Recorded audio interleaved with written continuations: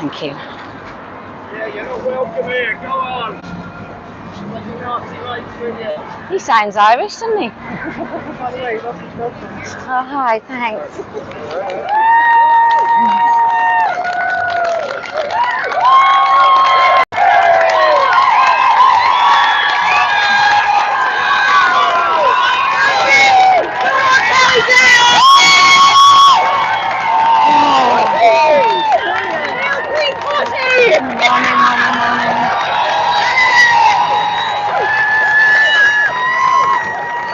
Hi, hi, hi.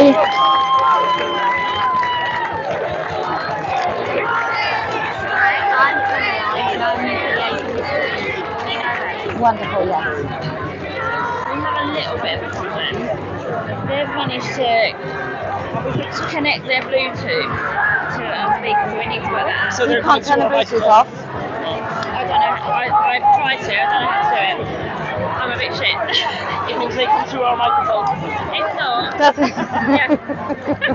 They were singing. So I tried doing your thing, like, you know.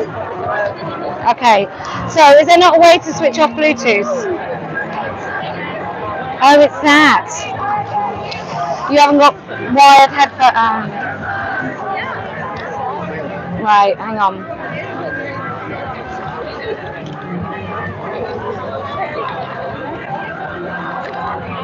Right, check your photos and then we'll move it back. So get your photos in and move back,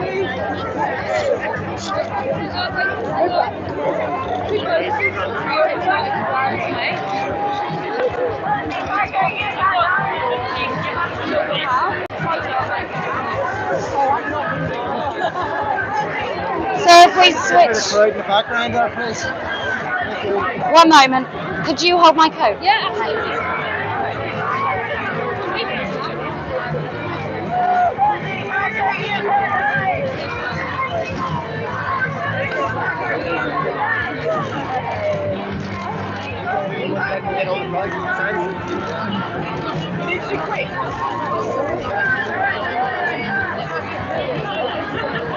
Right, if you haven't taken a good photo by now, Thank you, thank you, thank you, thank you. Okay, we'll try the microphones, and if they connect, we'll just have to leave it. But in future... I'm scared to turn this on. Hi, hi. Hi, I'm scared to turn this on. Yeah. Do you want me to turn it on and up? Turn it on, we'll see how it I'll works. stand by it. Right, okay. Well, I don't think so.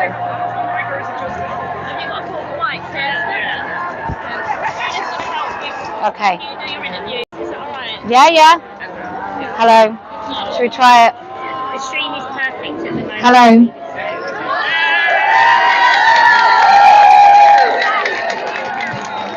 Okay, we're going to try this. We know that they try and take our spaces, and today they're trying to take our Bluetooth. So we'll just try. But thank you very much, Northern Ireland. Good afternoon.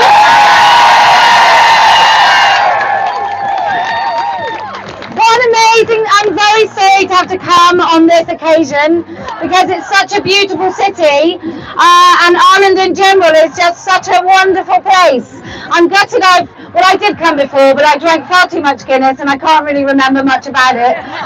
So I'm sorry about that, but it does taste better on this fair ale than it does in England. So we start off like this.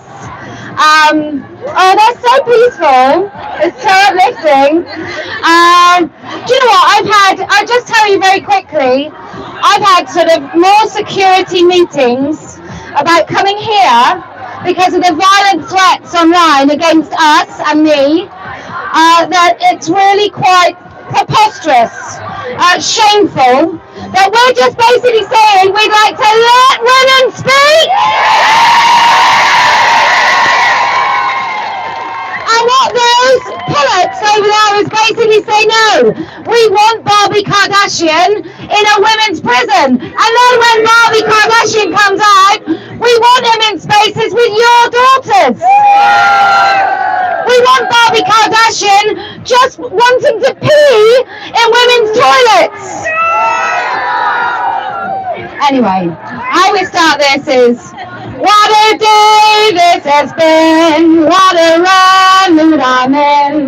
Why, it's almost like being a TERF.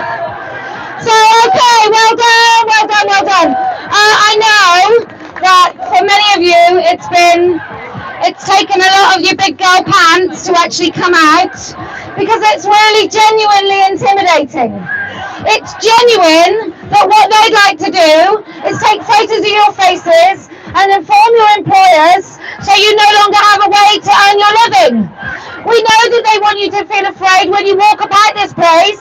If you dare to have a t-shirt that says a woman is an adult human female. We know that, and so I thank every single one of you for actually bothering to come out today, because I'm guessing you know just how fucking important it is.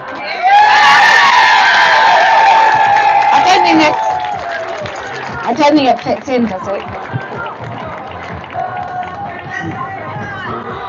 Okay, I'm going to enjoy the chants today, because even when they talk about terrible people on the right, and they tell me that I can't hide, and I feel like going, I'm literally right here. I don't want to hide. I'm quite proud of being a woman. I love being a woman without ovaries and vaginas and breasts. It's really quite a magical thing. I managed to grow 4 babies, and no matter how much your little fetish wants it, you can't breastfeed men. You can't actually undress and genuinely see a female body. I see one every day. It's quite, sometimes it's a little fatter than I intend, but it's still all mine. And every little crevice and cranny and lump and bump is 100% female. And just ahead of the game, just to encourage them, I want to thank the Northern Irish Police. Thank you very much. It looks really well policed. There seems a lot of numbers here. So thank you very much. We all feel a little bit safer. Anyway, what are we here to say, ladies and gentlemen? But it's peanut havers last. If you have a vagina, you get a priority in this space. So we've come to say, no woman has a penis. No man has a vagina. There's no such thing as non-binary. And transitioning children is profound abuse. And the reason that I've come here is because we are a global constituency of women who face the exact same threat, whether we're in New Zealand, Australia, Canada, Wales, Northern Ireland, Scotland, America, Malta, Argentina, wherever the creep of this misogyny and drag has brought us. We are fighting back as a global constituency of women. I don't need to know your politics. I don't need to know your culture or your race. I don't need to know what football team you support. I just need to know that as women, we will stand together united against this most pernicious, sinister, gaslighting cult. So I beg of you, I understand you Irish women are pretty amazing at talking. If you can reduce your very wonderful points into about 3 minutes, that is to enable as many women to speak as possible. I will just forewarn you, if it becomes dangerous for any single one of you or me, we will wrap up, because we've come here not just to let women speak, but also to show the people of Northern Ireland and the Republic of Ireland and the rest of the world, this is what happens when women try to speak. That not just are we protested against, but we are literally threatened and intimidated. And so that is always part of our message. So I beg of you, keep it short if you can. I want as many voices as possible and quickly as possible, so that everybody gets a chance for their voices to be heard. Because by God, you will feel liberated in a way that you have no idea. So thank you for coming. Who would like to speak? Yes. Hello. Hi. Can I talk at home?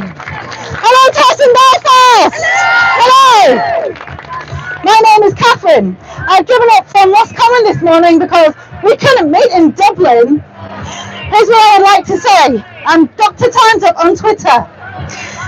My Twitter name is Dr. Times Up. This is a record of my descent. I'm British, but I've lived in Ireland for 14 years.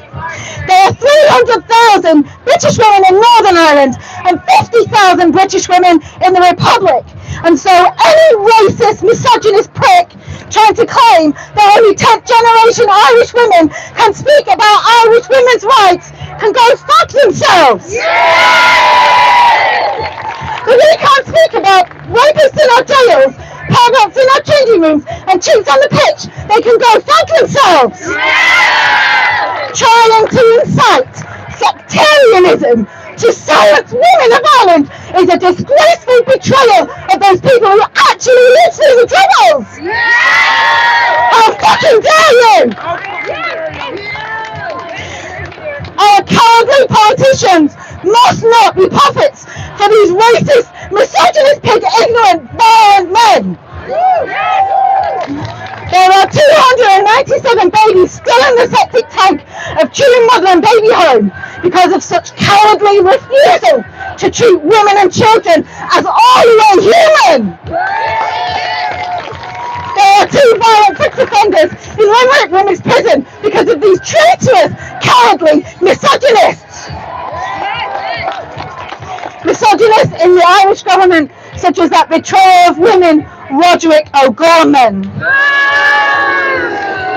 Misogynist cowards in our press, such as the RTE and the Irish Times, whose silence in the face of evil is a disgraceful dereliction of the duty to the police, to the people of Ireland, and an insult to every woman. But before I mention the greatest of the traitors in the Republic of Ireland, I want to share a personal story. It's about the censoring of ordinary women like us. That's happening all across the world in the name of white male perverts in dresses. At home in rural conservative Ireland, I am subject to violent attack from men in my community. Harassment and stalking aggravated by hatred of my sex and my race. So believe me when I say, thank you, believe me when I say I am,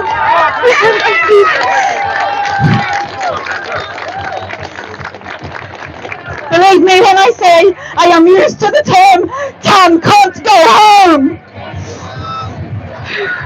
It comes from ordinary Irishmen who haven't twigged yet what a beast in power wearing a dress and glitter would be. I live alone, and being able to talk with and find support and solace from other women like you on the internet has got me through some deeply traumatic times. But like so many of you, my voice was silenced by a man in a dress who felt that his fetish awarded him the right to silence women. I got banned from Facebook by the ridiculous Women's Equality Party, and I got a lifetime IP address ban from Twitter for saying a dude in a dress was male. Those of you who were banned, like Posie, will understand just how isolating that is, and how unjust it feels. How a liberal democracy can support the silencing of thousands of women's voices. It's traumatic. The scales fall from your eyes. Impartiality in state broadcasters. Where is it? The digital public square, it doesn't exist. And government statements. It's actually terrifying to be silenced from the democracy that you live in. We persisted on the outskirts, and to my spinster sisters who disagreed about which of the condiments was the finest, and I think you'll find it's mayonnaise, but never about what a woman is. We gathered behind other banned women like Kellie-Jay, who built a platform from nothing, from the ashes of the mass witch burning. We didn't die. We kept talking and meeting until we could not be silenced anymore. Can you hear us yet? Just 30 seconds. We are witches you could not burn. But in the Republic, it was even worse than that. The removal of dissenting voices speaking up for the vulnerable was the way to pretend that there was consent for anti-women self-ID policy. Turn off the pines, ban dissent, and push through your harmful ideology like it's the truth. And that brings me to the worst and most fascist-like betrayal of all. The craven attempt by the National Women's Council for Ireland, Kenny and others to actually disenfranchise women. They said in their disgraceful letter of 2020, we call on media and politicians to no longer provide representation for those who share bigoted beliefs. I'm going to cut it short. How dare you? Only fascists seek to disenfranchise their opposition. Our suffragette sisters laid down their bodies for our vote. Abuse, imprisonment and hunger strike for women to have the vote. How dare you try and remove it? How dare you? You betrayers of democracy and women. Only fascists campaign openly for the disenfranchisation, and our cowardly politicians do as they say and post the photos with them as though their regime isn't built on the bloody earth of the mother and baby homes. So I say at last that the National Women's Council for Ireland, Amnesty International Ireland, Gay Health Network, TENI, the Irish Penal Reform Trust, and all the signatories of that disgusting letter betray the women of Ireland and should be defunded until the despots are driven out. We will be heard. You cannot silence us. And lastly, in the words of another 10 TERF, Emmeline Pankhurst, I incite this meeting to rebellion! So good. Sorry. It's alright, don't worry. It's amazing. I'm just going to do a bit of a sound check with Selene. I think it's if people are shouting, which it's more important as far as I'm concerned that we here in this space have access to what people are saying than people at home, and I love you audience at home, but this is so important that this is the actual public square, and this is a more important place for our voices to be heard. I just want to say one thing. Rape Crisis Northern Ireland is on the side of Barbie Kardashian. Absolutely disgusting. What I say to you women here, if you're really angry about that, please get together and make your own Rape Crisis Centre. We can't all rely on J.K. Rowling to make one women only. You might have to do that fight all over again. And you might have to write a constitution that cannot be altered. No matter what prevailing wind may come or penis may shove itself in your face. I can only assume that Rape Crisis Northern Ireland has been parasitically invaded by a man in a skirt who failed to let them talk about the consequence of allowing men in their rape crisis centres. But know this, if you're a rape victim in Northern Ireland and you want to phone a call centre, you might just get a man getting off and aroused by your rape. Because for these men, the ultimate affirmation is to be raped. They think it's some sort of sexual fantasy because their image of a woman is what they've seen on porn. So, Rape Crisis Northern Ireland, shame on you. I hope you're defunded as of today. Irish woman, yes. And then you.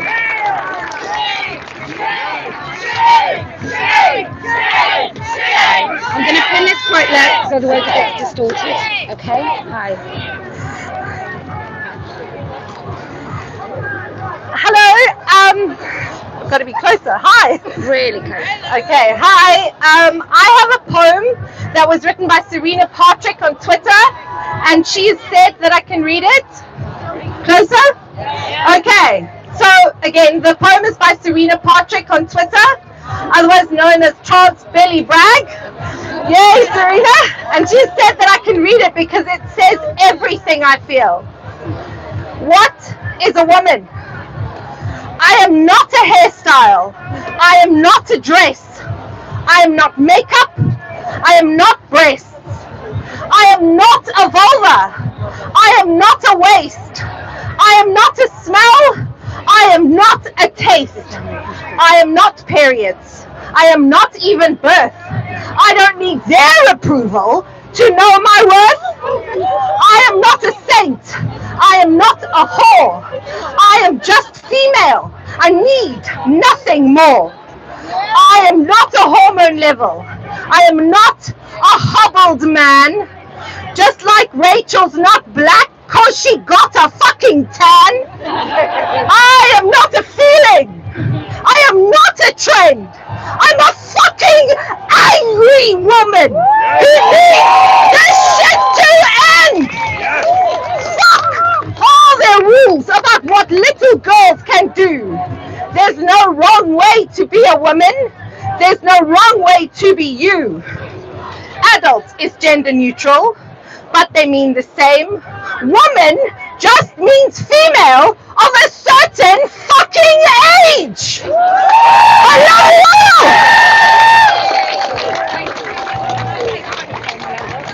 Oh, yes, of course. Okay, thank you. One moment. Yes. And then you. Oh, and then after this lady, is that okay? I'm going to pin this sort of so it's not too. What a lovely coat. Thank you, Kelly. That's great. I hope that's right. Okay. Nice. I've come here today from Dublin with a contingent of women on the train. We're all women engaged in the struggle for women's rights. We've been involved in that struggle for decades. We work as teachers, carers, look after our families, look after our elderly. So we need no lectures from those people over there about care and love. We give it every day of the week. Nor do we appreciate their stereotyping of us with pink cups and roses. We get our hands dirty, we are prepared for a fight, and we look after people. So that's what we do in society. I've worked as a nurse and a teacher and spent my life as a young woman fighting for women's rights. The right to contraception, abortion, and workers' rights, and against imperialism. I'm a socialist feminist. But all the organisations that I worked alongside before are now on the other side. They're for men's rights. They ignore the rights of women. So they've accepted that our rights are subordinate to trans demands. We don't protest at their events, but today we need a police cordon for our safety. This is human rights and democracy in 21st century Ireland. This is human rights and democracy across the Western world, where women's voices are silenced. So there's a myth out there that women's rights are an issue for the far right. But the far right have never supported women's rights. I'm a socialist, and if you're a socialist, you have a duty, as all us women here today have, to defend women's rights. It should go without saying that we condemn the far right. So the protesters who are here today are behaving like the far right. They're silencing us. They're not giving us a voice. Shame on them. We women in the south of Ireland, we thought we put the past behind us. The censorship, the church control, the subjugation of women. But no, we haven't. We haven't moved on. We've learned that. We've gone backwards, not since the foundation of the Irish state 100 years ago has there been such a campaign against the women of this state, of the 26 counties. We can't even say our own name. The Gender Recognition Act and Self-ID brought in the back door has been the vehicle under which our rights have been decimated, swept aside, stripped from us. So since the passing of the GRA, every political party, trade union, employers' organisation, big corporations, NGOs funded by the state from taxpayers' money, they're all on board to kick women down, to drown out our voices, to shout us down. So that's what the reality is. And those people over there, many of them I know probably because I was on the left, they're a disgrace to the idea of socialism and to their red flags. They drag it in the gutter. Never before in the history of the Irish state has there been such a coalition of support for an issue that affects less than 1% of the population. The struggle for contraception in which I was involved, the struggle for abortion in which I was involved, the struggle for gay rights which I supported, all of those struggles were uphill battles with minuscule support.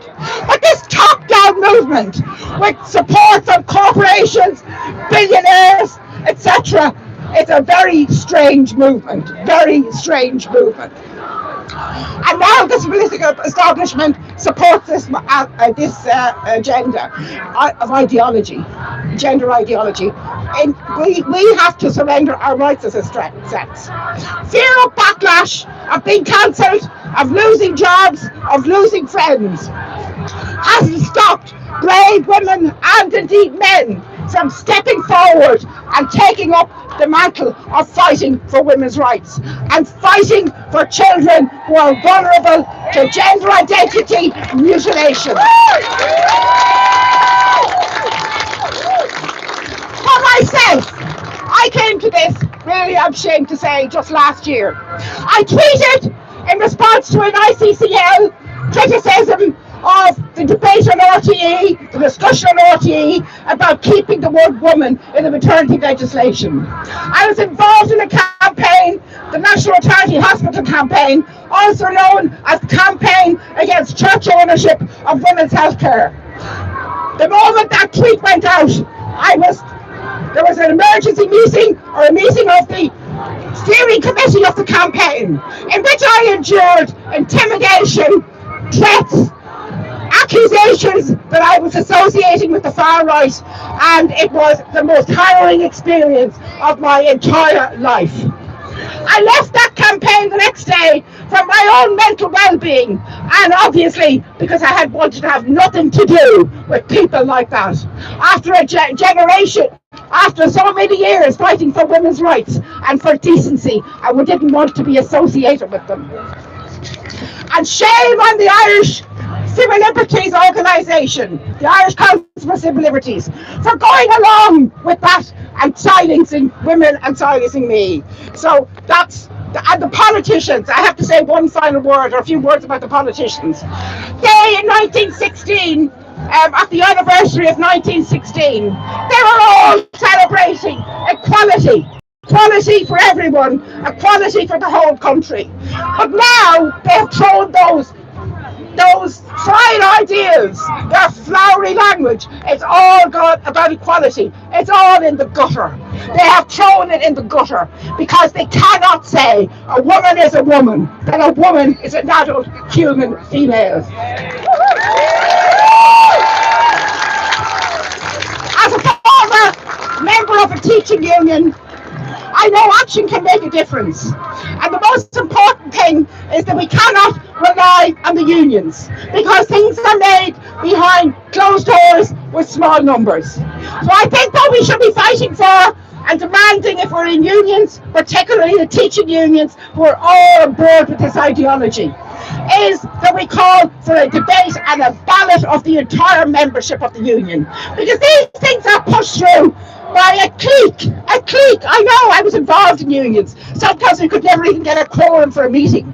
This is now reflecting the membership of the unions. They don't want this. Teachers don't want to be teaching children about something that is going to mutilate them, and they know that. They know that, but all it needs in a school is one activist, and everybody is frightened to open their mouth because you're called a transphobe, a TERF. Well, a TERF is actually a badge of honour now. So parents have a big role to play. They have to be writing to the union head offices, emailing them, phoning them, inundating them with their concerns, and also the board of management of schools. Because if we don't raise our voice, and I heard Kelly making this point, we need new heroes. We need everyone who goes away from here today to get one person on this issue, to make sure that there's more people involved and that our numbers grow. We know this lunacy will be defeated, but sadly not without terrible damage to young children. And even if one young child is damaged by this sinister ideology, it's one too many. I'm now labelled as a TERF, and I'm very happy to wear that badge. Initially, it just seemed a bit strange because I didn't consider myself as a radical feminist, but we are fighting for women's rights, so it's a badge we wear with honour. So finally, coming from the south, we call on Leila Adler, who agreed there was violent male sex abusers in Limerick Women's Prison. Please remove these men immediately.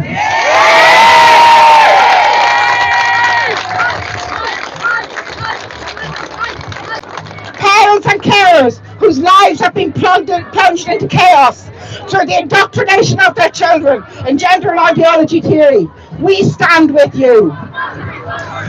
We are outraged at the Ladies Gaelic Football Association, who accept males onto the women's team. Please change this for the safety and respect of the players. We salute the Irish Rugby Football Union for their courage and decency in making the decision to protect women's rugby and fairness in sport.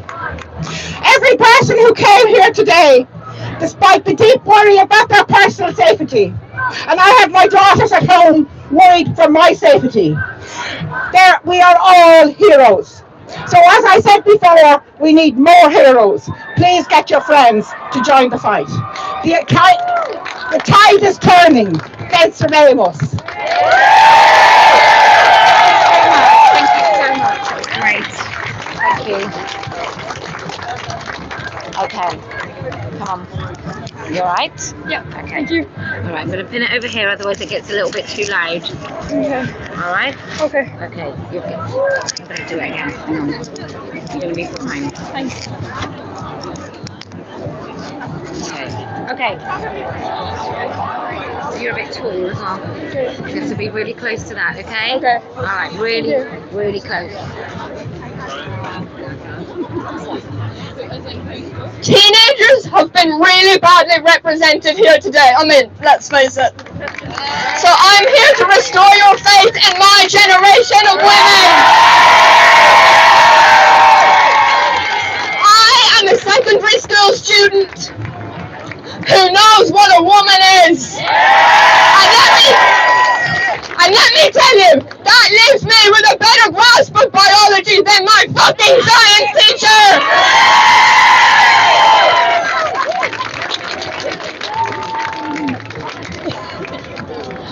As a young woman in Ireland today, I am disgusted at the misogyny that is all around us. Certain men have to be called women, while we, actual fucking women, we get palmed off with bleeder, uterus hugger, and cervix person. It's not fucking on!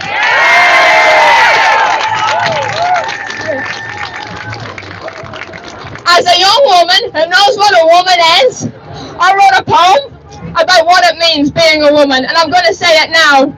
It's called I Am Not a Dress. We are women. We are warriors of steel. Woman is something no man will ever feel.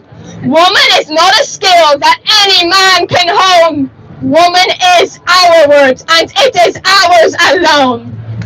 I am not a dress to be worn on a whim. A man in a dress is nonetheless a him. Women are not simply what we wear. If this offends you, I do not care. I am not an idea in any man's mind, and my purpose in life is not to be kind. So when my rights are trampled every day of the week, I will not stand by being docile and meek.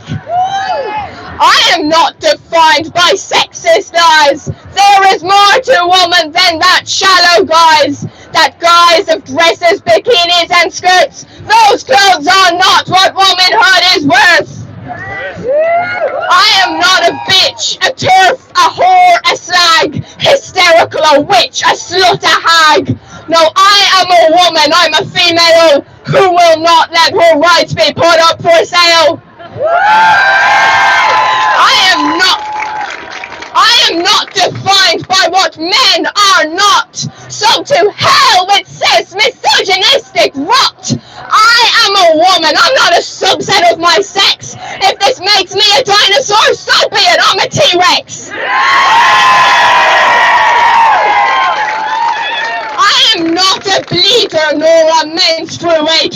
a womb carrier, or a uterus haver.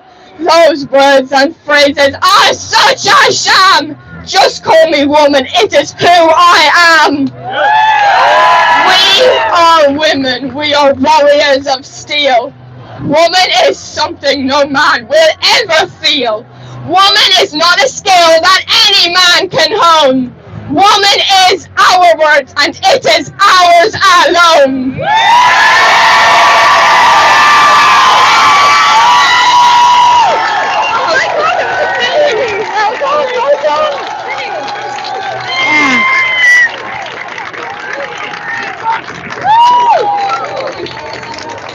Don't wear so much makeup when young women are going to bring so much fire.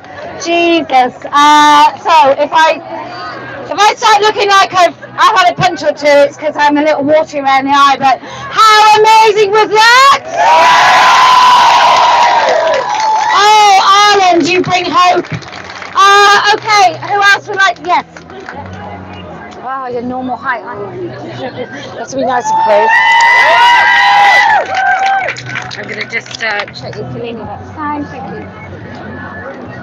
Can everyone hear me okay? Yes! Hi everyone, my name is Shay and I wanted to take this opportunity today to talk about a recent... Closer? Yes, perfect. So I'm not sure if many of you are aware, but the CEO of Stonewall, Nancy Kelly, recently complained that clarifying that sex means sex in the Equality Act would mean that men would be excluded from lesbian support groups. Can you imagine? Stonewall was an organisation that was originally set up to help lesbian, gay and bisexual people, and now they are contributing to some of the worst homophobia that we are now experiencing. I want to take this opportunity today to tell Nancy Kelly what happened to me when men entered the lesbian support group that I went to whenever I was a young woman. I experienced a lot of homophobia whenever I was a teenager, and as a result, I sought support at a local youth centre here in Belfast. They referred me to a lesbian support group for lesbians aged 16 to 25, so it was teenagers and young women. At the start, it was great. Sorry, can you hear me okay? That's good, but that's not nice. At the start, it was great. I met lots of like-minded young women. However, things didn't change when they allowed in men who self-identified as lesbians into the group. One man in particular would come to the group in fishnet stockings and mini skirts, and he would complain about TERF lesbians who weren't interested in dating quote-unquote trans women. I was quite upset about what I'd heard. I hadn't heard any of this stuff before, and to me it sounded like the same homophobia that I had heard growing up. So I decided to speak to my LGBT counsellor at this centre. And you know what she said to me? I said to her, what do you think about the idea that it is transphobic to have a genital preference? She said, you should be open-minded. She said, you should be open-minded because you could get over it for the right trans women. I called her homophobic and I left, and I've been a big TERF ever since.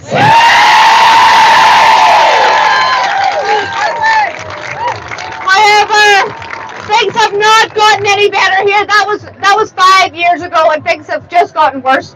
The only charity in Northern Ireland for lesbian and bisexual women says that a lesbian is just someone who identifies as a lesbian, and anyone can be a lesbian regardless of their assigned gender at birth. And of course they would say that because they have a man who self-identifies as a lesbian on their board. So Nancy Kelly, I just wanted to let you know that this is what you are advocating for, and you do not represent lesbian, gay and bisexual people.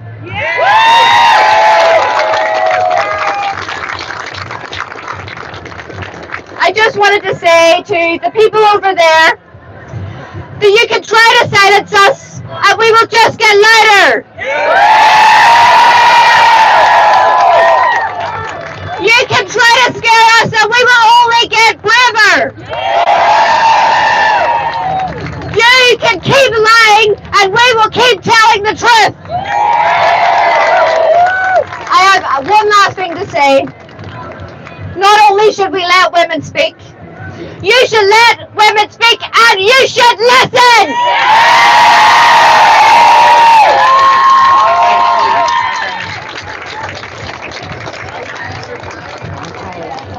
Any other? Yes. Okay, I'm just going to make it your height and as close as you can. Okay, and I'm going to pin this on you quite low so it doesn't get distorted. Okay.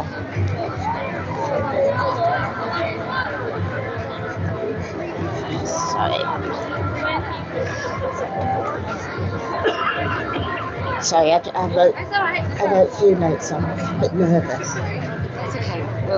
We can wait. Take a deep breath.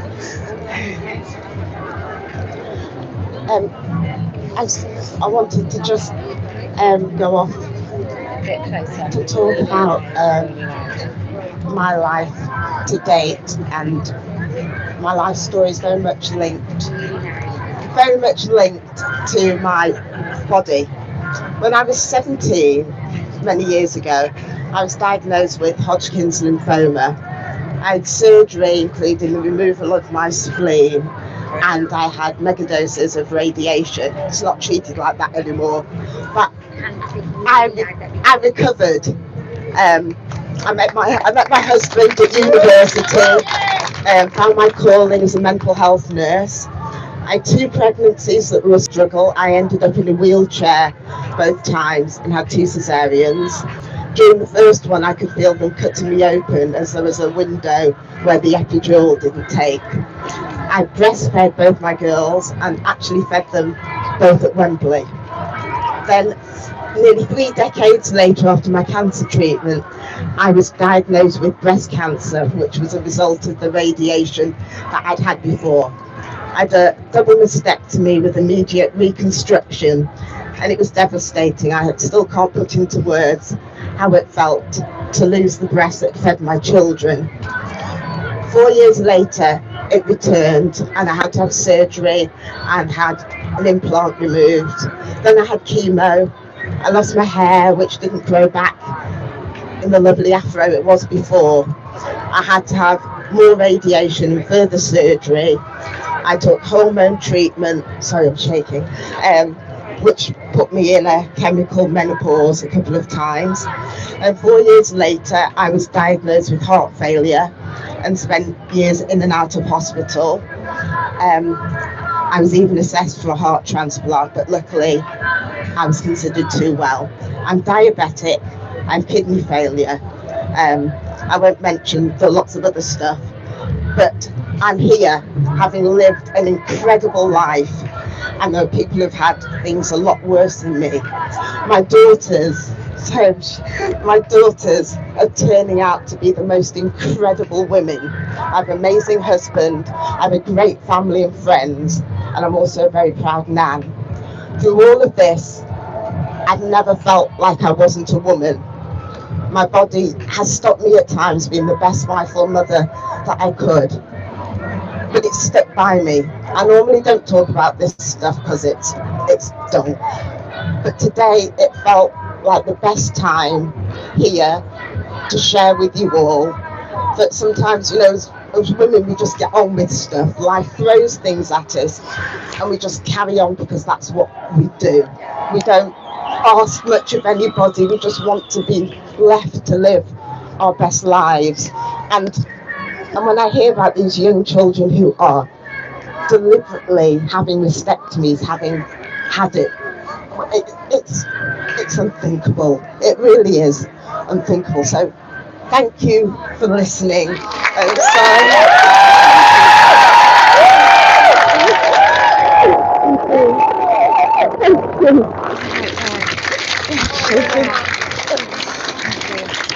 All right. Yeah. Oh, do you want to go next? Hang on, let's wipe myself. Bring a bit of Irish, come on. Oh, ooh. Fucking hell. Okay. Oh, no, you're okay. That's okay, sorry. Hello, Belfast!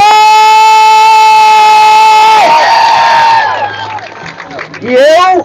I am Belfast Beatnik on Twitter. My name is Claire, and I am an out turban. What it do is me poem. Some of you may have heard it before. I wrote this while I was peaking. First, they came for the lesbians. See cotton ceiling, BBC. Women dropped from talks and long lists, doxed in universities. Their stories hidden from the public. Only rad femmes knew their names. The publishers told, oh, way too hot. They were decried. They were defamed. I wasn't listening, for I was not a lesbian.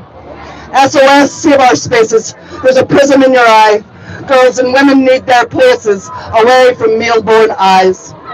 Then they came for gay men, told they must be a girl. We claim the word queer, a slur in the ear of so many who suffered a kick. Told they should like manly women, let girls into their scene, an awkward predicament for gay men not green. Many thought it inappropriate. I hadn't heard, for I was not a gay man. SOS, save our spaces. There's a prism in your eye. Boys and men need their places, away from female-born eyes too. Whenever they came for just women, I barely noticed. Just be kind, budge up, love. I thought it was not my place to question or defy. I trusted Stonewall and those under his eye. Then came Best Actress, Best Swimmer, Time Woman. I thought, how confusing, how awful, that's queer. Then safeguarding red flags popped up everywhere. They looked odd. I asked questions, tried to speak, was shut down. I opened my eyes. SOS, save our spaces. There's a prism in your eye. Girls and women need their places, away from male-born eyes. Now we're telling little children they may not be boys or girls before they've had a hair's breadth chance to grow out their baby curls. Our swimmers, our gyms, our retail shops say self-ID is fine. Does no one see a problem here? Can you not draw a line? I am paying full attention now. I am listening. What is the truth? SOS, save our spaces. Our little girls, our young women, our daughters, granddaughters, nieces, our mothers, stepmothers and grandmothers, our aunties, our foremothers, our female friends, our sisters, women of all religions, ethnicities, creeds, political traditions, communities and families. All women, this constituency of women, deserve spaces of their own. SOS, save our spaces. There's a prism in your eye. Girls and women need their places, away from male-born eyes. Thank you, folks. Well done for coming. Yay!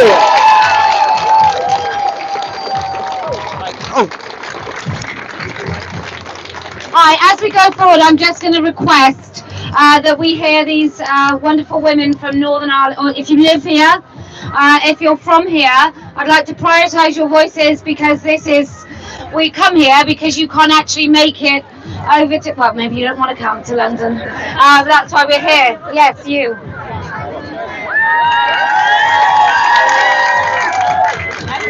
Hi, nice to meet you. Good to see you. I'm going to pin this here. People keep complaining, but we're just going to proceed. Okay. Oh yeah, you're normal. I think that's all. You step nice and as close as you can make it, the big way. Okay.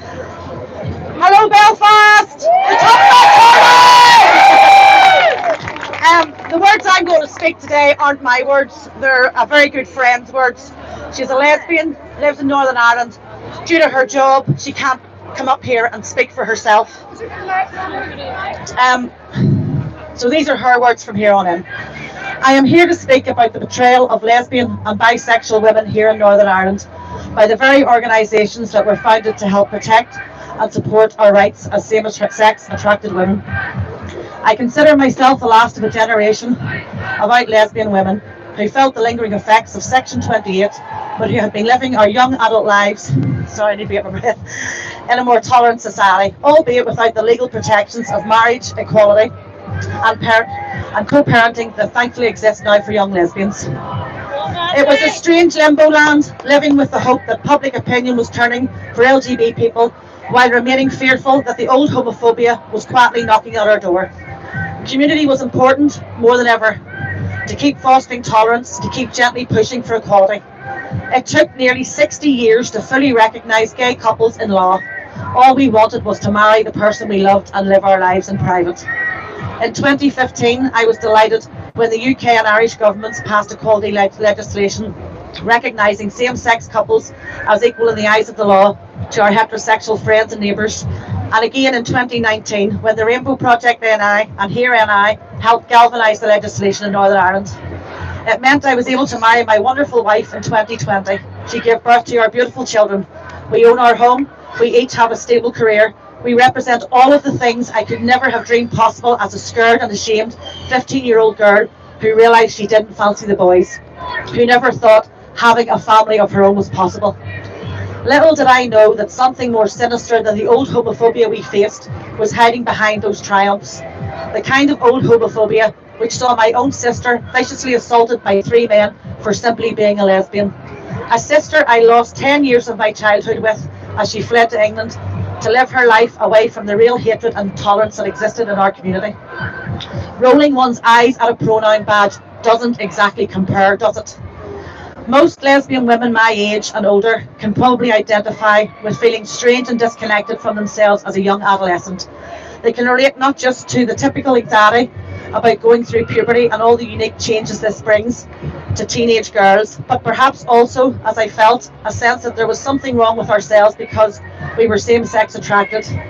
At the height of my self-loathing, I would go to bed and wish to wake up the next morning either being suddenly attracted to a man or having magically turned into one, anything to escape the burden of being gay.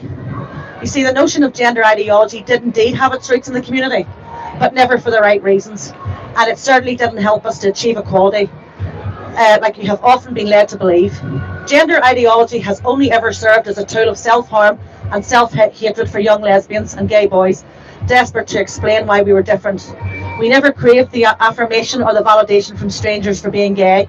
We never wanted to compel people we don't know to use the wrong sex pronouns, nor did we get mortally offended by being misgendered. We never wanted to gain any rights at the expense of heterosexual people. We simply never wanted our mothers to take away their love from us. I went through this period of my young life at a time when our LGBT organisations had lost their collective minds and weren't lying to vulnerable teenagers that their same-sex attraction and general non-conformity was evidence of being in the wrong body, when they weren't transing the gay away. It has been hard for me to imagine being thankful for anything at that time, but I am thankful that I am not that scared teenage girl today who might be drawn into that cult that is gender ideology. I am still conflicted about having supported a charity like Stonewall that now tells children they are born wrong, that champions a postmodern pseudoscience that is antithetical to gay rights. Is it little wonder that homophobic hate crimes are on the rise in Northern Ireland when all the general public hear from our LGBT orgs is the butchering of young children and the monstering and doxing of anyone questioning their stance.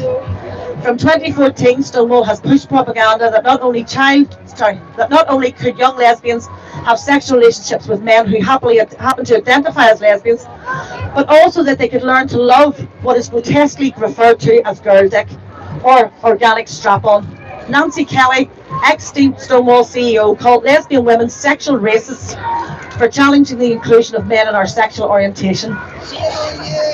Moreover, the organisations in Northern Ireland who were meant to protect lesbian women and girls who would grow up to be lesbian women have been actively pushing this homophobic and misogynistic ideology on young women, teaching them to dissociate from their female bodies, convincing them that their same-sex attraction, coupled with perfectly normal pubertal feelings of discomfort in their changing bodies, is evidence that they must be somehow born wrong, that they are really meant to be straight men, that they must remove their healthy breasts, take dangerous levels of testosterone, sterilise and mutilate themselves, and live a lie in order to fit in. There used to be a phrase for that kind of treatment of gay people. I believe it was called conversion therapy. In 2023, it appears to have a new label, queer theory, and it is evidently being practiced here in Northern Ireland by the organisations meant to protect young lesbians. There are 3 heterosexual women working for the organisations, making policies that affect lesbians and providing diversity training about lesbian women. Training that convinces the general public to include men in the definition. Indeed, the board of Here and I, a lesbian charity, includes a man who identifies as a woman and we presume a lesbian. Lesbian women have historically spent our time trying to carve out spaces exclusively for our rights and needs, often overshadowed and overlooked by gay men leading the community and pursuing their own interests. It wasn't their fault, that's just men, isn't it? Today, lesbians and NI could not even organise a night out exclusively for themselves without being ridiculed by the straight women in Here NI and by a lesbian Ulster Unionist Party member who has run for public office. A lesbian woman pulling the ladder up behind her. Perhaps she had the luxury of never having been that 15-year-old girl. Lesbian women in Northern Ireland have been usurped within their own movement by straight women on a power trip. The same women who, on behalf of Here and I, advised a women's policy group against making non-fatal strangulation a criminal offence. The advice was shared by Raise Your Voice NI, an organisation that pretends to fight sexual violence against women and yet agrees with legitimising BDSM sexual practices, which we know are often used as a defence for rough sex by violent men who have murdered women. I don't know about you, but I have never once heard of any lesbian woman strangling or hurting her partner during sex, but I've heard about plenty of men who do. We need to ask ourselves, what staff of a supposedly lesbian organisation would ever engage in and promote behaviours that benefit the sexual desires of men at the expense of women? The same staff who stood up in front of a crowd of women at a rally for the last women's only homeless shelter and went off on a tangent about men who identify as women being the most vulnerable women in our society. You realise the ladder must be quite tall to be that out of touch. The same women who, on International Women's Day this year, booed a Cameroonian refugee off stage for speaking her truth about the unique oppression of actual women, whilst in the same breath took to social media crying about the poor treatment of asylum seekers. The same women who run sex worker advocacy groups within our lesbian charities, when we know 40 million women and children are trafficked globally. The same women who tried and failed to have this Let Women Speak event sabotaged by booking out the original intended venue at Writers' Square. Nice try, ladies! But we have defiant women on our side everywhere who are actively pushing back against your propaganda and mistreatment of women. Your time trying to paint us as bigots and silence us is done. We need to ask Cara McCann, Director of Here NI, to give a valid explanation as to why she has allowed the organisation to abandon and betray lesbians, some in such a manner. Yes! Unless she too is content with a wee bit of ladder pulling. We know of over 500 young people on waiting lists for gender clinics in Northern Ireland. Lesbians, autistic children and children in care are vastly overrepresented in this cohort, harming vulnerable children. We know of men in local council, the PASNI and the Children's Law Project who have donated money to a crowdfunder encouraging a 19-year-old woman to have her healthy breasts cut off. Misogyny writ large. We know of lesbian students being told by fellow lesbian counsellors within the gay orgs here that they will learn to love dick if they met the right trans woman. The cotton ceiling enabled by other women. We know of a 20-year-old non-binary male youth group leader being allowed to sleep in female dorms with teenage girls on a residential trip. Male privilege in full swing.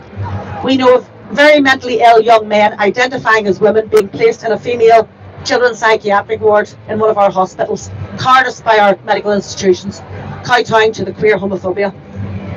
We know the Rainbow Project has organised private, all ages, trans swimming events where participants are encouraged to wear what they like and be present without parents. A direct threat to child safeguarding, legitimising the beliefs of the old homophobia that claimed gay people were out to groom children. And these are her words again. I say as a lesbian, as a woman and as a mother, not in my name.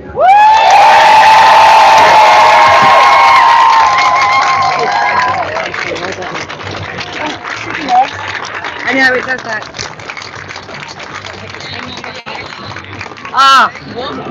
It's so amazing to watch Women come with shaky hands but very, very steady voices. I do, look, you people watching at home, let me just say, it costs a lot of money to do these events. If you'd like to donate, that'd be great. If you don't have any cash, then please like, share and subscribe. My own personal security now every time I come to these events, including even in London, which we always used to have peaceful events, goes to over the tune of £1,000 just to make sure that I can actually get around the city and come and do these events. So they are getting more expensive, although I do feel quite special because often they're very handsome, these security guards, and as a heterosexual woman it's not a bad thing, although I'm sorry to the lady that's actually looking after me today as well. She's also very attractive, but look, it's really important we keep using our voices. You need to know what's going on in your children's school. You need to read the syllabus. I read a man on Twitter who said, oh, my daughter is forced to shower with boys in her school. And I'm thinking, well, why the fuck is she still going to school? We have to get this out of our schools. You have to campaign. You have to go and have real life conversations. You have to stand in front of a head teacher and say to their faces, does my daughter really need to see a dick in the changing room? You need to be very, very direct, because if they feel embarrassed by your words, then surely they have some empathy to how your daughters might feel with these men and boys in their changing rooms. You have to know what's going on in your local hospital. You have to talk, and not just what is a woman. I mean, it's a great question, right? We've been asking it long before American men picked it up as like a brand new idea. But we've been asking this question a really long time.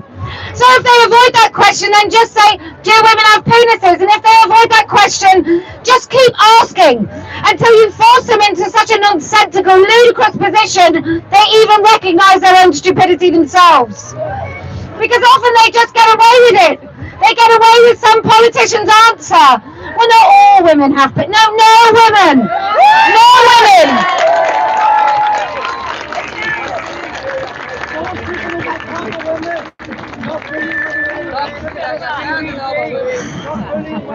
And the BBC, let me just say to the BBC, I'm a women's rights campaigner.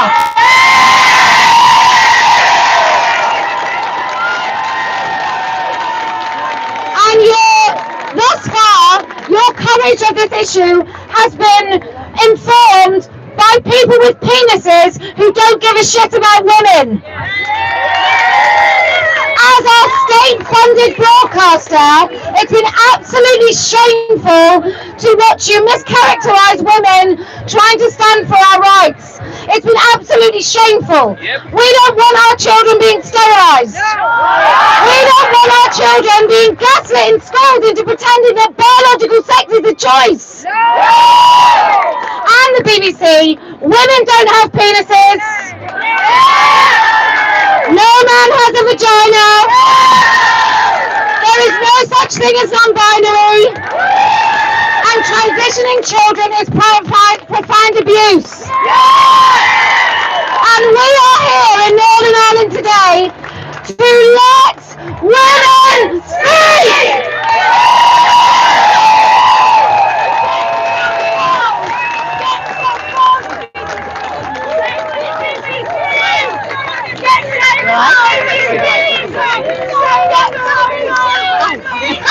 Right here. Oh, sorry. I'm glad to do it. I'm glad to do it.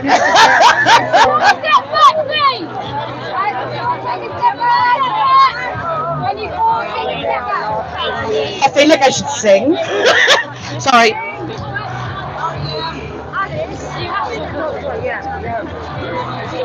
Thank you, everyone, every single woman, every single man that has turned up today. I know so many people that haven't been able to turn up today because they are frightened. Today, however, the women of Belfast have gathered here and they're saying, no, we do not consent. I'm going to tell you a quote.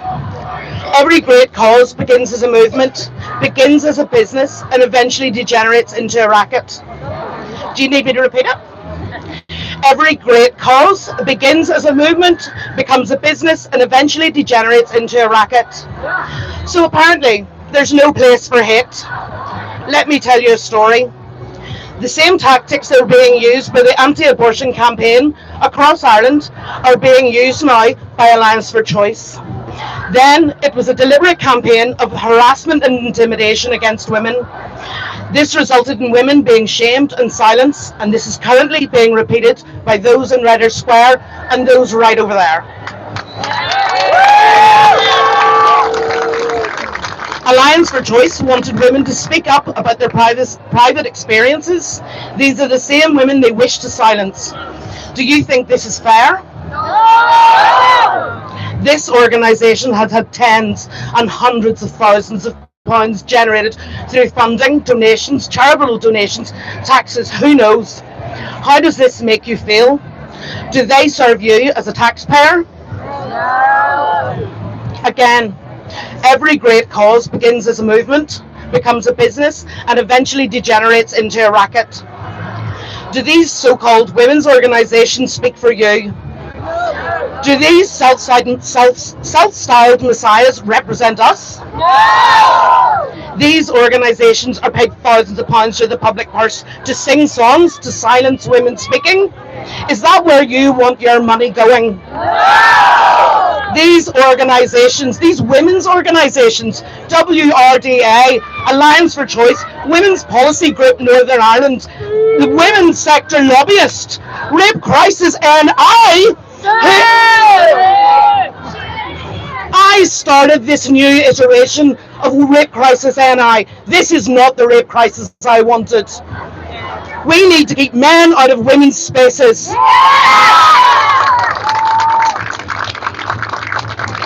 They have morphed into a deliberate campaign of bullying and intimidation into silence through harassment and bullying.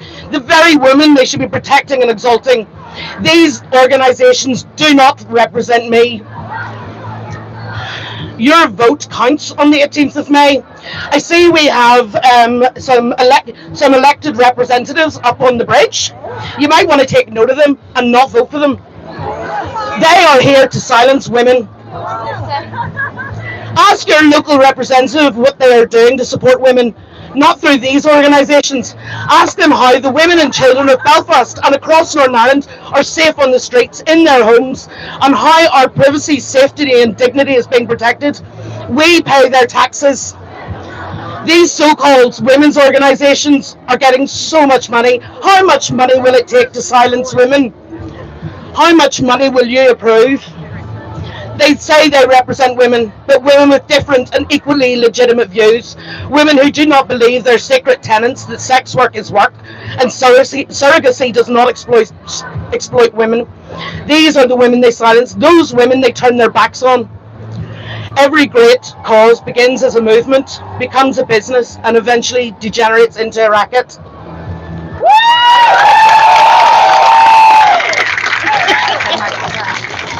I just want to say there's this weird thing going on where they talk about trans joy. Once you give a kid puberty blockers and cross-sex hormones, there ain't no joy. That body does not function anymore for joy. It's finished. There's no sexual pleasure for a body that has no puberty, that doesn't go through puberty, and there's no cross-sex puberty, no matter how many these sissy porn men wish there was. So when they talk about trans joy, what the hell are they talking about? The joy to be sexually aroused in a woman's toilet joy? The joy to force women into submission joy? Because that's not the sort of joy that I experience on a bi-weekly basis.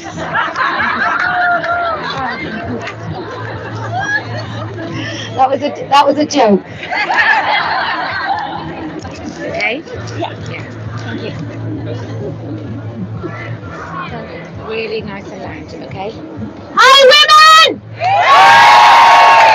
I want to thank you for creating a space where we can talk, where we can speak.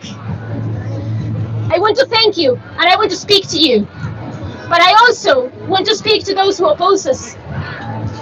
Because it just doesn't make sense to me, and I feel like there has to be a misunderstanding. I want to clarify that women who come here, they come from all sorts of life experiences. They come from all sides of the political spectrum. We may have very different opinions in other political points. I don't know you. What I know for sure is that we have one thing in common. We are women, and we want to defend our sex-based rights.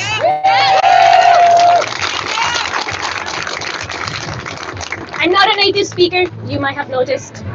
Politically, I come from the leftiest of the left. I am an immigrant. I come from a family that struggled to make ends meet. I am an atheist. I have had an abortion. I am anti-racist. I am against any exploitation of women. I support the working class. I love nature. I want to make the world a better place. I wish no harm to trans people. And I know that trans people will also have very different opinions and stuff. But I can tell you there is only one loud opinion from the trans activist side that is being forced onto everyone. And I disagree with it. That's it. That is our crime. We disagree. And instead of engaging in a conversation, instead of listening why women are concerned, we have this experience where you put your fingers in your ears and you scream slogans. You silence women. There have even times where we have been physically attacked. When did it become progressive to shut down debate? When did it become progressive to silence women, to attack women, to shut down people who disagree with you, to shut down people who are detransitioning, to cancel academic research on this matter? Like, for example, from Laura Favaro, who is also from Spain. Okay, here, this is the root of our disagreement. We know that a woman is not a feeling that a man has. You may believe it is. You believe it. Okay. And as with any religion, you're entitled to your beliefs. The problem comes when you try to force people to convert to your religion, when you attack them for being heretics, and when you want to legislate based on your religion. There is this argument that we should not care because it doesn't affect our lives, but it does affect it. Otherwise, we wouldn't be here. Women-only safe spaces, prisons, domestic violence legislation, rape centers, refuges, sports, medical care, scholarships, job positions, they exist for a reason and they are being destroyed. We're not saying that trans people shouldn't have those things too. You can have your own. We're not stopping you. We're saying that we women deserve sex-based rights and sex-segregated spaces. You can have your own. Hell, there might be even women who agree with you and want to go to your mixed spaces. Go ahead, you do you. But that is not enough for you. You don't want your own spaces, you want ours. And that is where we say no. You might have heard this before, but no means no. I am not attacking you here. I am not fueled by hate. I want you to leave women alone. Listen to those who disagree with you, please. Don't dismiss women's concerns. Women are speaking!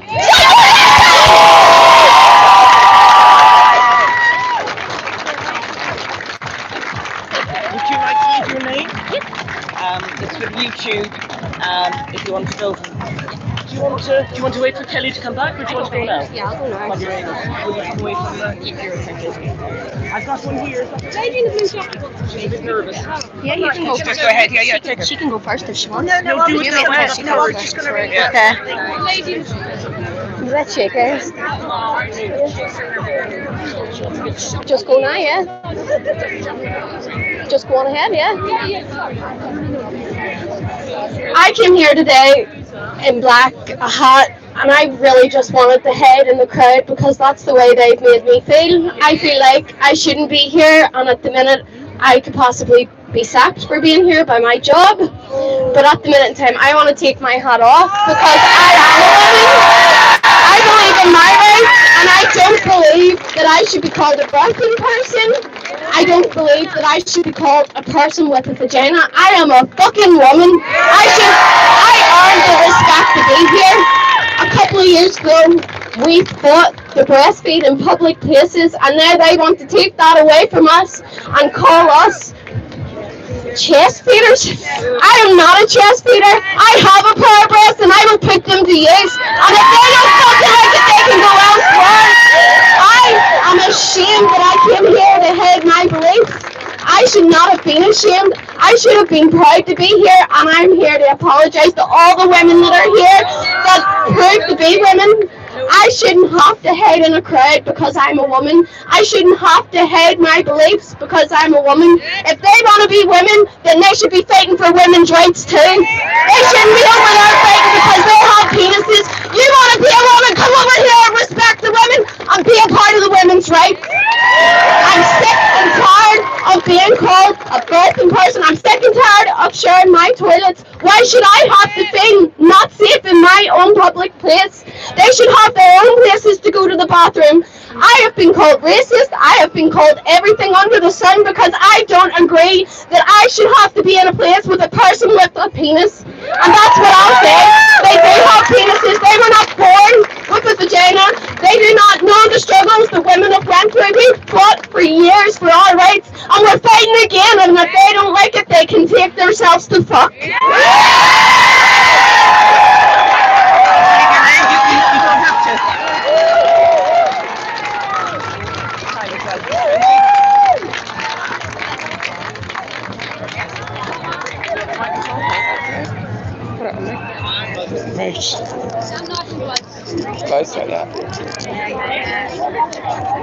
So there's only one thing I want to say, one point I want to make. And I look around me and I see a bunch of people, I see a bunch of faces. 2 years ago, we were 10 people standing in a row with a few placards. And so what I want to ask you all to do is to take a look around you.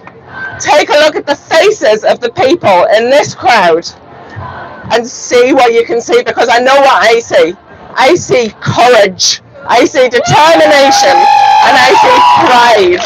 I see women out speaking for ourselves, and I see men out supporting us. And you know what? Before I 2 points then, 2 points. So give yourselves a big round of applause for being here, for being so brave. Brilliant! And also, I think we need to give your wee girl who came out, who I'm so proud to know, a round of applause, who spoke up as a secondary school student. Imagine having that courage. Oh my God, I was in floods. And can we give Posie a massive round of applause too? My comments about These are wicked, and I'm so proud and happy to be here, and I'm not going to shut up despite the laryngitis. I'm going for it. There you go.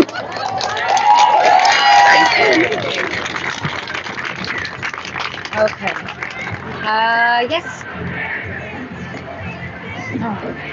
Keep lowering the microphone then, so just 1 moment. I'm going to have to clip it over here, otherwise it gets too loud apparently. Nice and close. Yep. Thank you, Belfast! Thank you first to Kellie-Jay for coming here to Belfast. We are usually left out of everything. Thank you to all the brave women who organised this. And thank you to all the wonderful women here in Belfast today. My name is Tracy, and one of the jobs in my life I have is to safeguard children and young people. And I am concerned. We know a brain does not fully develop until the age of 25. So when I refer to a young adult, I am meaning under the age of 25. I am concerned that young children believe there's a multitude of genders.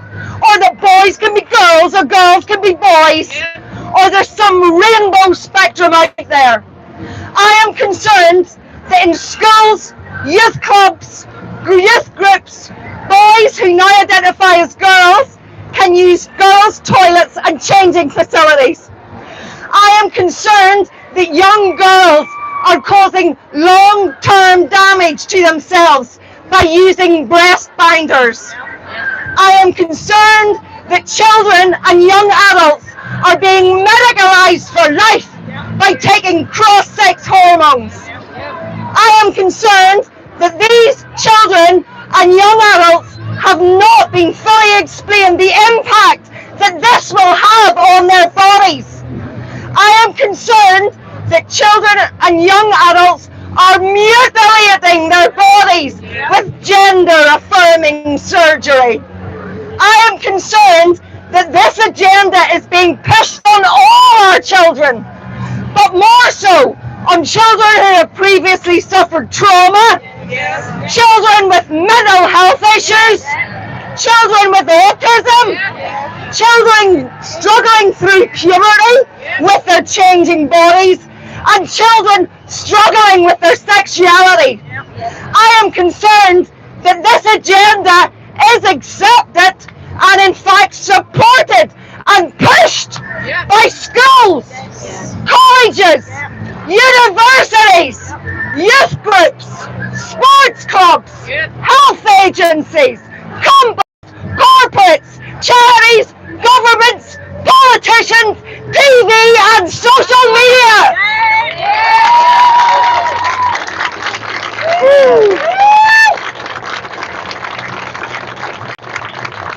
I do not believe that we are safeguarding children and young adults, and that really concerns me. Shouldn't it concern you?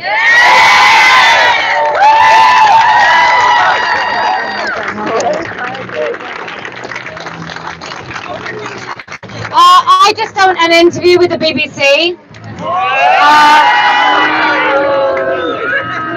Thanks.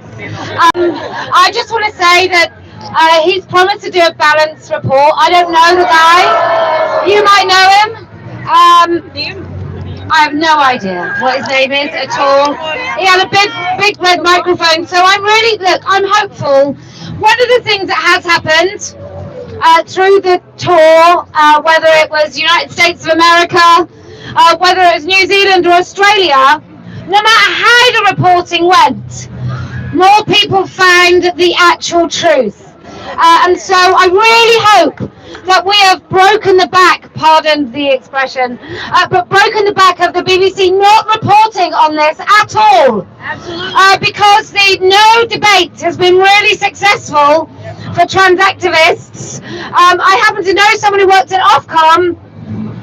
She had no idea that they had no debate. And then no debate basically means they can't have somebody with an opposing view, therefore they don't discuss it at all. So I'm really hopeful. If that doesn't happen, if you're watching your BBC Northern Ireland and they do a report of this and they crop it and they talk about the poor man who just wants to urinate in a women's toilet, they talk about the poor non-binary sex pest who can't touch enough women and be in our spaces, then please complain. And you just have to go through it, and sometimes it's really boring and laborious, but I just feel like we need to be the squeaky wheel. So, I mean, he said, don't they have a right to call themselves what they like? And I'm like, yes, but no one has the right to compel me to follow an ideology that I think is a load of shit.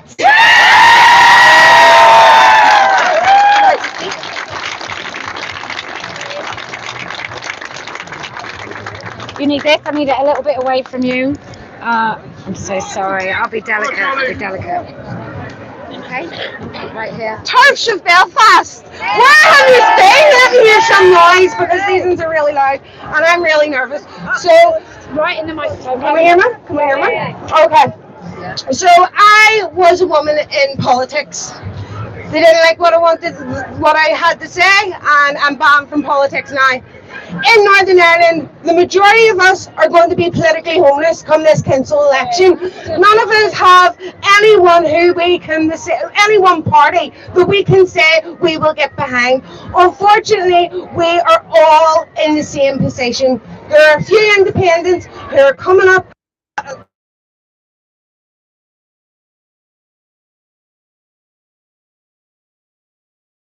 And that's the reality. And we have to look to politics, because if we don't look to politics, the future's very bleak. But what I will say is politics isn't going to fix this. We need activists on the ground. We need to be doing this more often. It shouldn't take Posie to come here for us Belfast women to get out.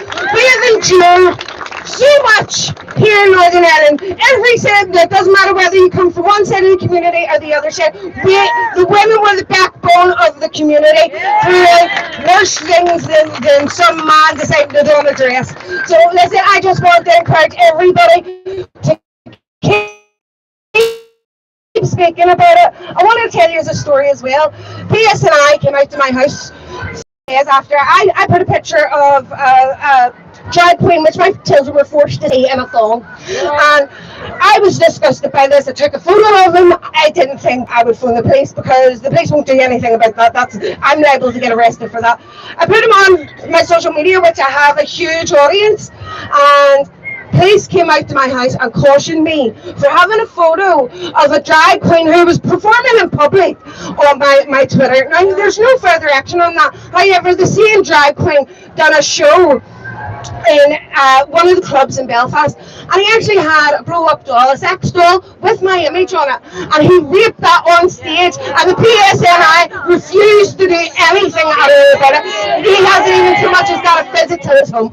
My two children had this watch motion for having a picture on Twitter, but that man can rip an effigy of me on stage, and nothing's done about it. I have had all the labels we're all going to have today. We're all going to be called all these things. I think we're all TERFs. I think we should wear that with pride, everyone. You know, we are just fed up. We are sick, sore and tired of our children being force-fed an ideology that we don't want them force-fed. The reality is we're losing a whole generation to this agenda, and we must stand up for them. And I hope to see you all again at Belfast City Centre soon. Thank you.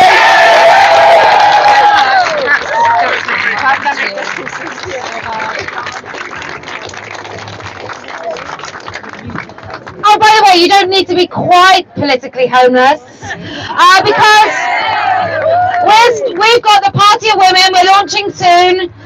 It's going to be every single woman, wherever you are, in any part of the world. You can be a candidate for Party of Women. We're going to fundraise and sort out your deposits.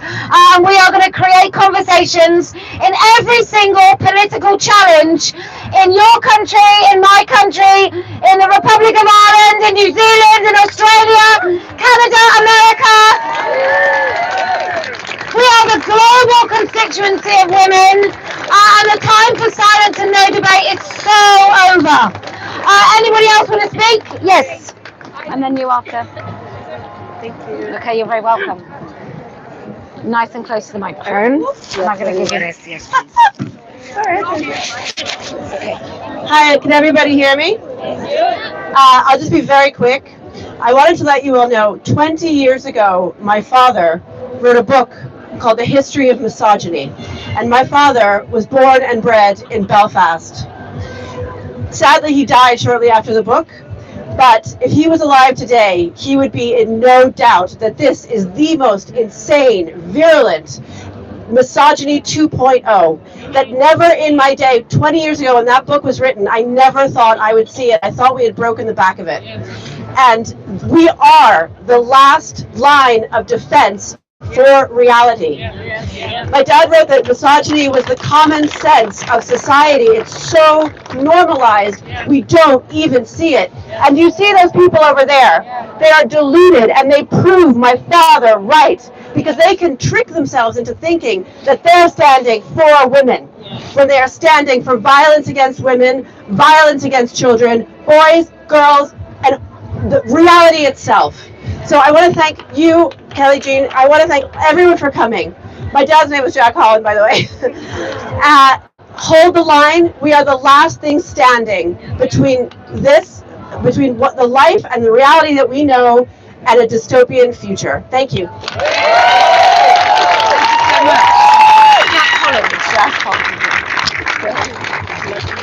If you didn't hear that, that was Jack Holland, her dad. Right, yes.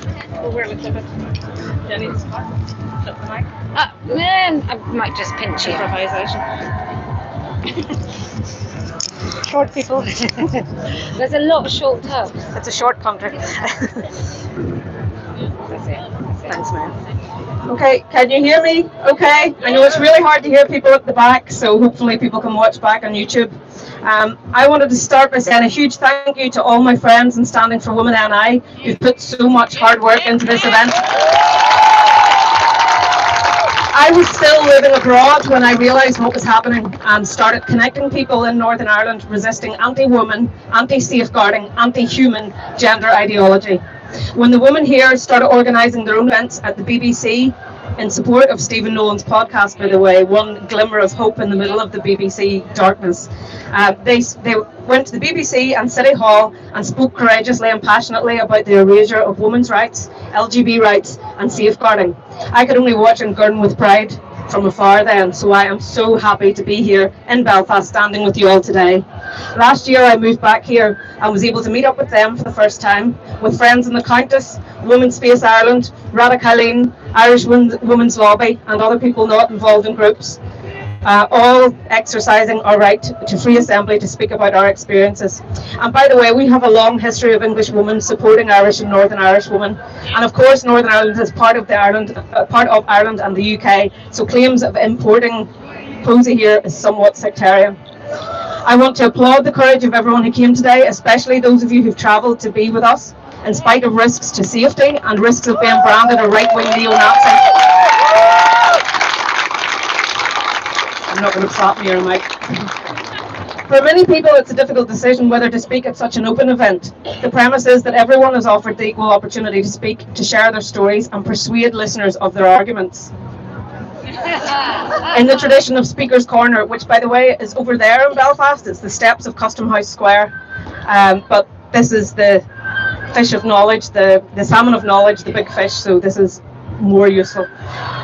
So we can't predict who will turn up and what they say at these events. And in fact, I wrote my speech in the car on the way here, so I couldn't even predict what I was going to say. I've been involved in cross-community, peace work and anti-racism work all my life. 25 years ago, I voted yes to the Good Friday Agreement. A yes vote then was a vote for peace and dialogue and against violence, intimidation and silencing of victims' voices, whoever the perpetrators were.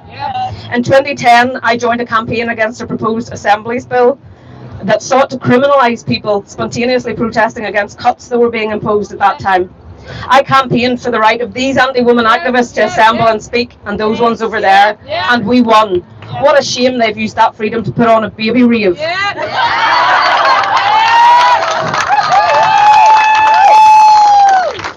In 2019, I added my face and name to the Countess's We Will Be Heard campaign, inspired by the bravery of the women who were choosing to show their faces there. It felt easier to do because I don't have children who could be targeted by these authoritarian bullies, and because I'm self-employed, so I couldn't be fired, although of course my income can be affected by putting my face out publicly here now, but it's the right thing to do. But I would never shame anyone who doesn't feel able to speak up. Since 2019, I've been building a wonderful network of Northern Irish women and men across all sectors and industries, from all kinds of religious, non-religious and political backgrounds. Mothers, fathers, students, homemakers, self-employed people, people working in the health service, in local government, in IT, in the arts. Most have to remain anonymous for fear or experience of vicious backlash against their livelihoods and their families. We're not an organisation. We don't ask for funding despite the lies of our detractors. We share knowledge and ideas, and we've been meeting with politicians and writing to media for years about the harm of gender identity ideology, with some limited success. I'm here to stand alongside many of these courageous women and supportive men who are refusing to be silenced, as the rights our foremothers fought for are being destroyed, and as children's bodies and minds are being abused under the doublespeak cultist claim of becoming their true selves. And I am here for the many more women and men who told me they can't be here today because they're too scared of losing their job, or their relationship with their child who's been indoctrinated into gender ideology, or because their PTSD from domestic violence means they can't face the violent thuggery of so-called anti-fascists. I'm using my voice because so many women can't. Women imprisoned with violent men, rapists and child abusers in jails, including Limerick, and in closed psychiatric wards. Women and girls with profound disability who are being called transphobic and hateful for asking that the traumatic experience of being intimately washed at least be carried out by another woman. This is not a culture war. It is a global war on women, on reality and on humanity. And this is our global resistance. Like many of you, I'm also a signatory of the Women's Declaration, a global affirmation of the sex-based rights of women and girls under CEDAW. Please visit womensdeclaration.com and sign if you agree, joining 30,000 people and 418 organisations from 157 countries. Just yesterday, a young woman in Afghanistan, who's previously given updates on the Taliban's brutal oppression of women and girls there, told us she wants to set up WDI Afghanistan to help connect more women across her country. I stand with her, with women and girls in Iran, and everywhere women are violently oppressed, especially women in poverty, lesbians, disabled women, and women oppressed by or because of their religion. I work with asylum seeker and refugee women here who have fled violence at home and in their countries, who've suffered female genital mutilation or persecution because of their faith.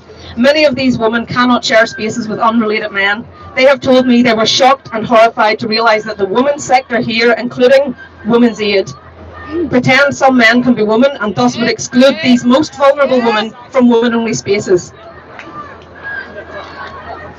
I'm going to skim past this because I know we're short in time. We were a bit worried we wouldn't have enough speakers, but I should have known. So, some of these protesters seem to genuinely believe that theirs is the majority view. This is one of many failures of critical thinking among reality deniers. When you silence dissenting voices, when you go after the reputations, livelihoods, friends, family, and even kids of people who disagree with you, you cannot know how many do disagree. A yes given under coercive control cannot be trusted as a yes, which you would think our salaried and funded women's sector would understand. None of these women or men can consent on behalf of a woman who does not consent. That is the fundamental truth upon which they expose their narcissism and abuse. They are not the majority. When polls use clear language, most people reject the idea that we should pretend men are women and let them into women's spaces, or that we should force children to lie about reality.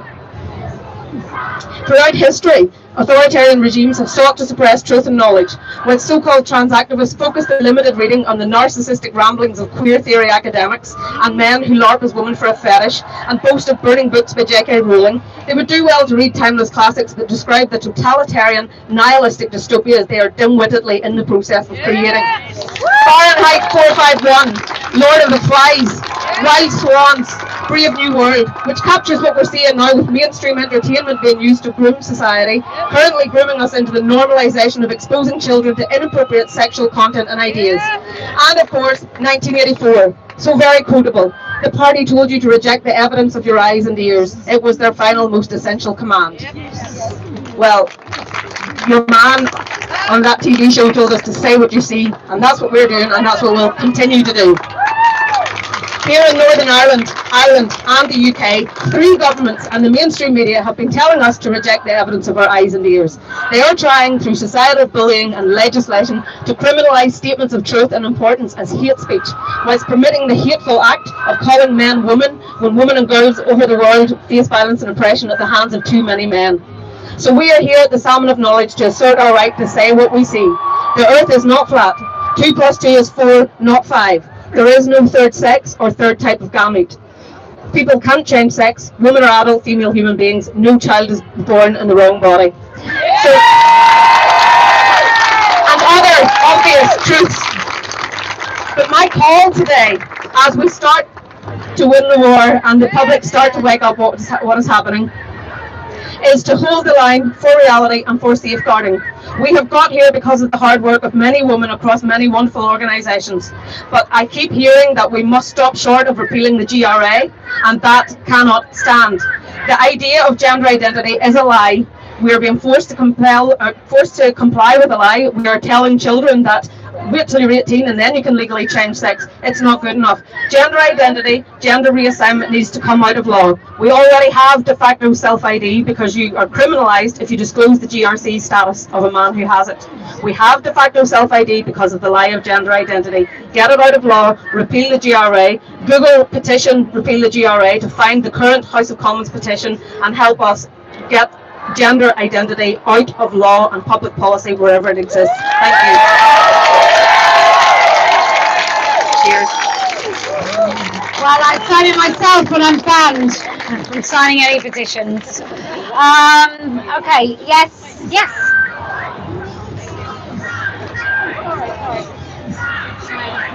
I thought they were going to peacefully sing.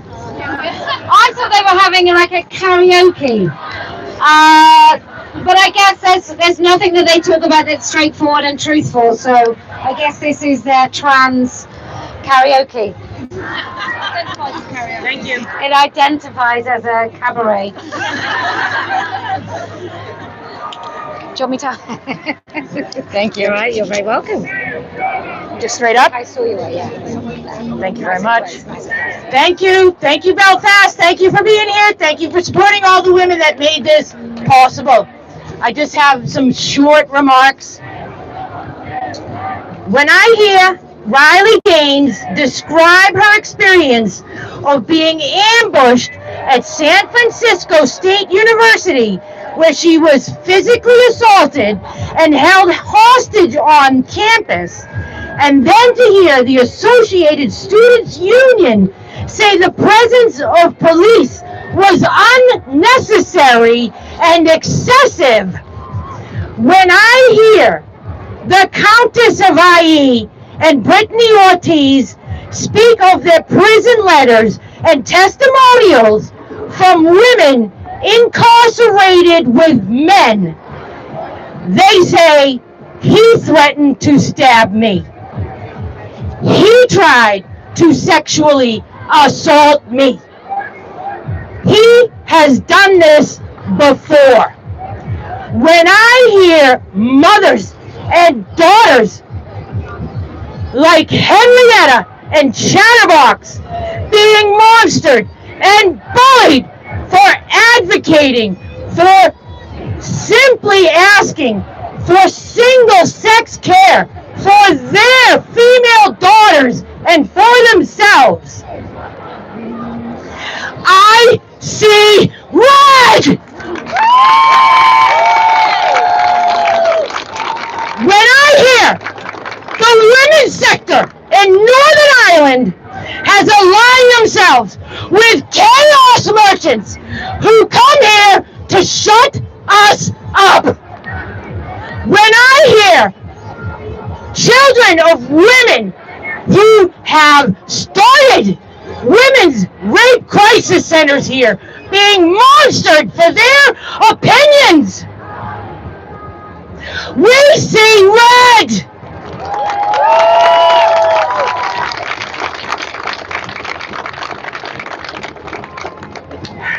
When the rank and file will be desperate to ignore us, when they will monster us for having our time to speak, when TERF isn't good enough, when TERF doesn't shut us up, it's Nazis. They will try everything to shut us up.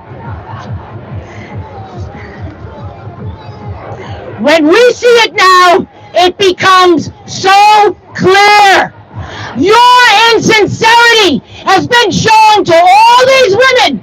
It is so clear to us now. So are you going to continue to be a two-ton anchor around the waists of women who are trying to be heard? We are done pandering.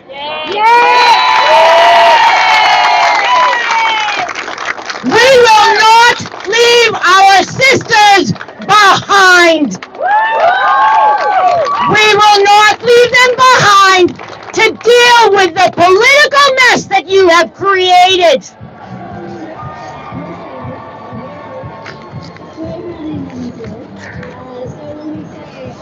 So the only thing have left to say is if you do not want to allow women to speak, you can sling your hook!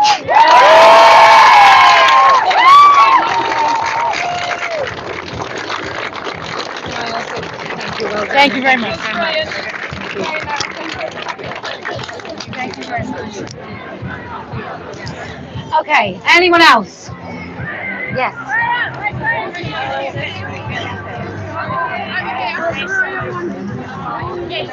Just 1 moment. Just going to let this lady and then you, okay? I don't even know if it's working anymore. Hello, I'm from Scotland, but I'm reading this on behalf of a lady from Belfast. I am 70 and I have 24/7, 365 care of my adult disabled son, so I can't attend in person, which I would love to do. As a young woman, I was committed to and active in feminism and women's rights, and just as the Countess didn't fight for this, neither did we. Everything in a woman's life under patriarchy connects, and suppression, violence and denial of language are its only way of keeping us in line, as its long and abusive history shows only too well. It never works, it never will. We are women, courageous and strong beyond belief, and we will win. Very short. Yeah.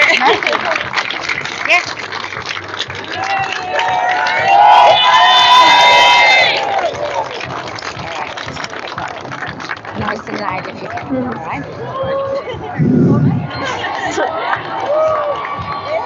I am 11 years old and I can understand that women are women and men are men, so why can't they?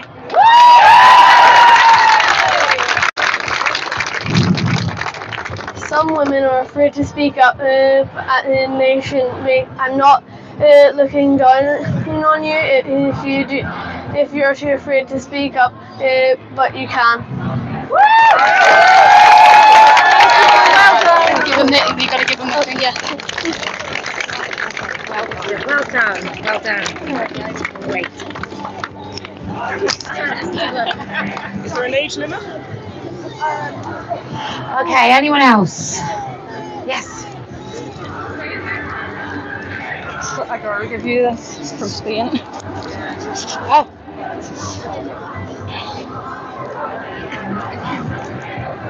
I'll probably not shout as much as everyone else because I'm so fucking nervous, but my mouth's so fucking dry. But here goes. I came out as a lesbian when I was 18, if you can't already tell. Not afraid to be heard, not afraid to be seen.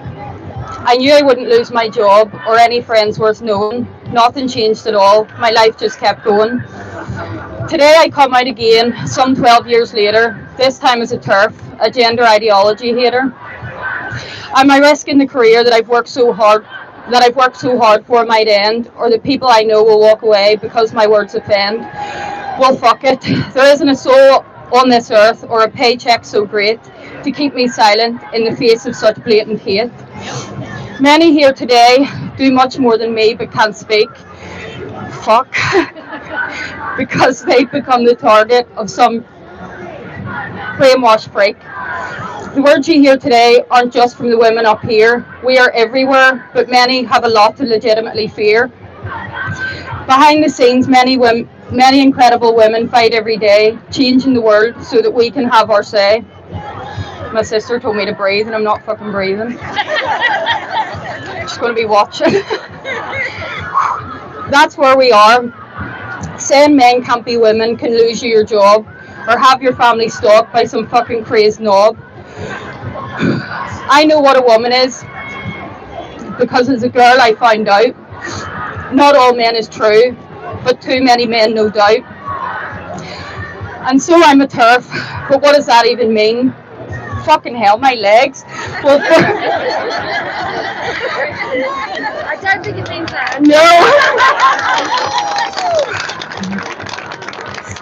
For a start, it means I'm angry. more angry than I've ever been. I won't stand in silence as a man with a cock prances into my spaces because he's wearing a frock. I won't hold back when my sport is invaded. Biology matters and I won't be dissuaded. Whilst life-altering drugs are prescribed to a single child, this TERF won't be silent and my words won't be mild. Lesbians don't want your creepy fetishes on our dating sites. I've seen them. Believe me, you get a fucking fright. No woman has a penis, and if you believe that they do, I've got a number for a therapist. Maybe she can help you. No amount of fake periods, bathroom selfies, or TikTok validation will make a man a woman, except in his own imagination. Hell will freeze over before I concede to the terrorism we face. The tide is turning, and women are winning the race. That's all. The only other thing I wanted to say was, very quickly, my mum founded one of the first rape crisis centres here in Northern Ireland, and whenever I was a child, off school, there mustn't have been anyone to look after us. She probably couldn't afford childcare because they didn't pay her half the time, but she still fucking went to work. And I used to sit in the rape crisis centre in Northern Ireland while she counselled people. Now, Rape Crisis NI have blocked me on fucking Twitter just for telling them that no woman has a fucking cock. That's all. Thank you.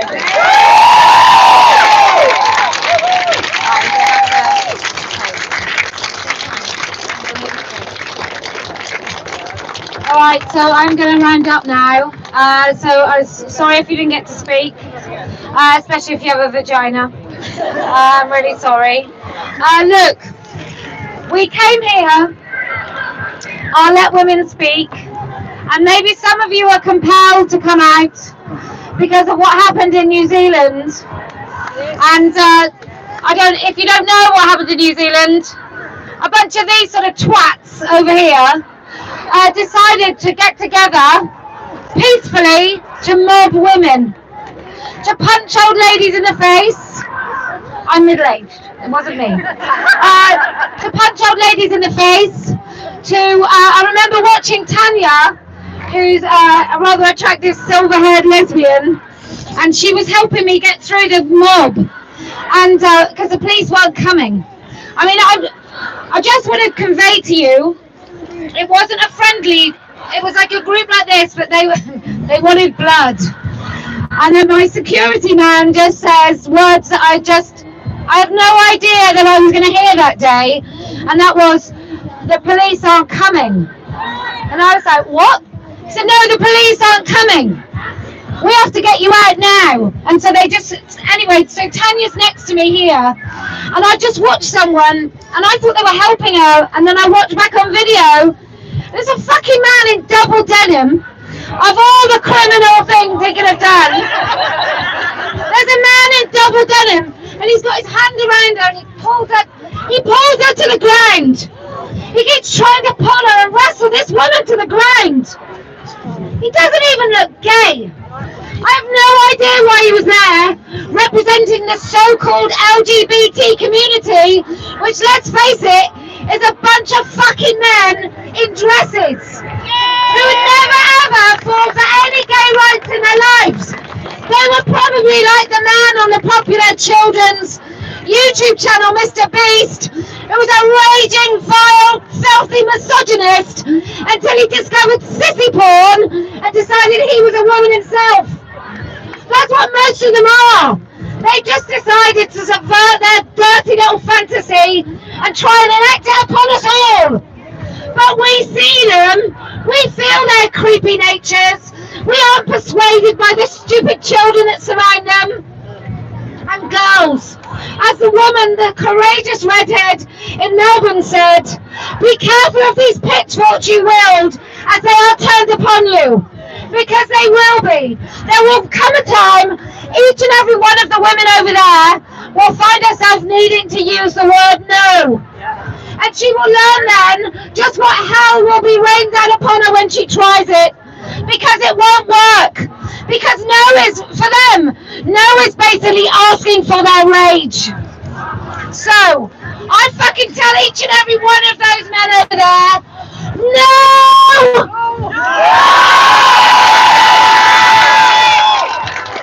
I've got rather more no sweary since Australia. It's kind of like osmosis. They swear so well. Anyway, look. So, we are not going to submit. We will not surrender. That's the most groaning they ever hear. If you can see, we can even laugh at them because they've got no sense of humour. And what happened? We give up women's rights and at the same time we surrender irony.